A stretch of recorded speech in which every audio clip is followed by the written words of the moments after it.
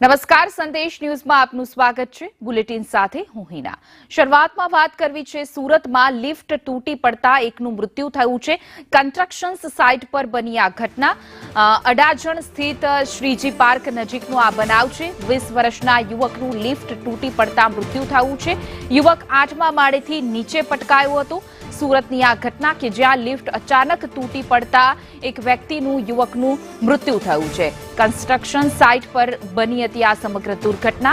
અડાજણ સ્થિત શ્રીજી પાર્ક નજીકનો આ બનાવ છે, જેમાં 20 વર્ષના યુવકનું લિફ્ટ તૂટી પડતા મૃત્યુ થયું છે। પરિવારજનોમાં શોકનો માહોલ છે। 8મા માળેથી લિફ્ટ છે તે નીચે પટકાઈ હતી।